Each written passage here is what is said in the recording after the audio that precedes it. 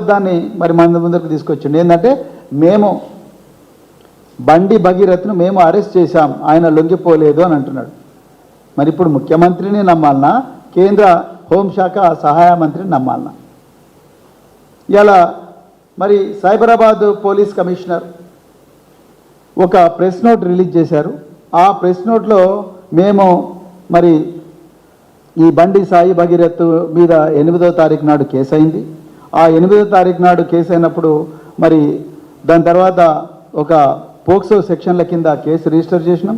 Register చేసిన తర్వాత రకరకాల బృందాలు ఎక్కడికి, కరీంనగర్కు, ఢిల్లీకి మరియు ఇతర ప్రాంతాలకు పోలీసు బృందాలను ఈ బండి సాయి భగీరథ్ను పట్టుకోవడానికి పంపించాము. అదేవిధంగా లుకౌట్ సర్క్యులర్ కూడా ఇష్యూ చేశాము అని చెప్తూనే ఆయన ఏమన్నాడు, ఈ ఎస్ఓటి టీము సైబరాబాదు మంచిరేవుల గ్రామం దగ్గర ఒక టెక్ పార్క్ అని ఉంటుందంట, ఆ టెక్ పార్క్ దగ్గర నార్సింగి పోలీస్ స్టేషన్ లిమిట్స్లో అరెస్ట్ చేశాము. 8:15 16వ తారీఖు నాడు అరెస్ట్ చేశామని అని చెప్పారు. సైబరాబాద్ పోలీస్ కమిషనర్ గారు, నేను అడుగుతా ఉన్నా, ఒక వ్యక్తిని అరెస్ట్ చేస్తే ఆయన చుట్టూ ఉండేవాళ్ళు ఎస్ఓటి పోలీసులు ఉండాలి. ఎస్ఓటి పోలీసుల పహారాలో, లేకపోతే ఆలివ్ గ్రీన్ దుస్తులు వేసుకున్న కమాండోల పహారాలో, పోలీసు వాహనాల్లో ఆ నిందితుడిని పోలీస్ స్టేషన్కు తీసుకొచ్చి అక్కడి నుండి అరెస్ట్ కార్డు ఇష్యూ చేసి, ఆ అరెస్ట్ కార్డు ఇష్యూ చేసిన తర్వాత ఆ నిందితుడిని డాక్టర్ దగ్గరికి తీసుకుపోయి, ఆ డాక్టర్ దగ్గర తీసుకుపోయిన తర్వాత ఆయన మీద మెడికల్ టెస్టులు చేసి అప్పుడు మేజిస్ట్రేట్ దగ్గరికి తీసుకుపోతారు. అది పోలీస్ మాన్యువల్ చెప్తా ఉన్నది. మరి నిజంగా ఈ నిందితుడిని మీరు అప్పా దగ్గర నాకాబందీ అని అన్నారు గౌరవ ముఖ్యమంత్రి గారు. ఈరోజు నాకాబందీ ఏర్పాటు చేసి ఆ నిందితుడిని మేము అరెస్ట్ చేశాము అని అంటున్నారు కదా.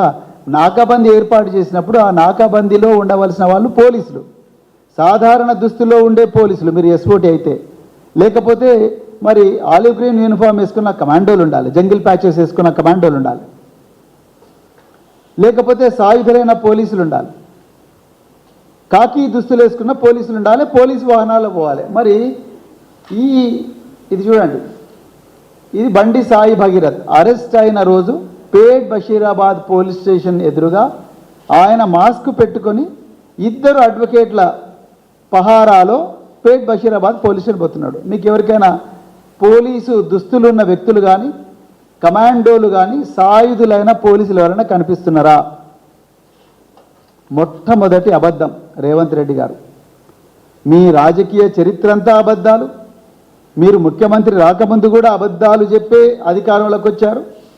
మళ్ళీ ఇప్పుడు కూడా అధికారంలోకి వచ్చి కూడా ప్రతిరోజు కూడా అబద్ధాలు చెప్పండి, మీకు అన్నం కూడా అరుగుతలేదు.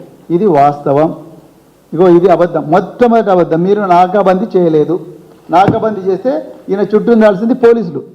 బండి సాయి భగీరథ్ పక్కన 2 ఎవరున్నారు? లాయర్లు ఉన్నారు, బీజేపీ లాయర్లు ఉన్నారు. మరి మీ పోలీసులు ఎక్కడున్నారు? ఆయన మాస్క్ పెట్టుకొని కనిపిస్తున్నాడు. మీరు నాకాబందీ చేసినామంటున్నారు. ఒకవైపు ఏమో కేంద్ర హోంశాఖ సహాయ మంత్రి ఆయన ట్వీట్ల మీద ట్వీట్లు చేస్తున్నాడు. నేను నా కొడుకును నేనే అప్పగించిన పోలీసులకు అని చెప్తున్నారు. మీరేమో నాకాబందీ అంటున్నారు. ఎవరి చెవుల పూలు పెడుతున్నారు రేవంత్ రెడ్డి గారు? మీరు మళ్ళా నన్ను, కేటీఆర్ గారిని, మిగతా నాయకులను ఇష్టం వచ్చినట్టు మాట్లాడుతూ ఉన్నారు. కేటీఆర్ గారికి బండి సంజయ్కి ఏదైనా పంచాయతీ ఉంటే వాళ్ళు తీర్చుకోవాలి, కానీ ఇక్కడ అనవసరంగా ఈ మైనర్ బాలిక విషయంలో రాజకీయాలు ఎందుకు అంటారు. ఇక ప్రవీణ్ కుమార్కు ఆయన ఉద్యోగం పైన తహసీల్దార్ అంటున్నారు.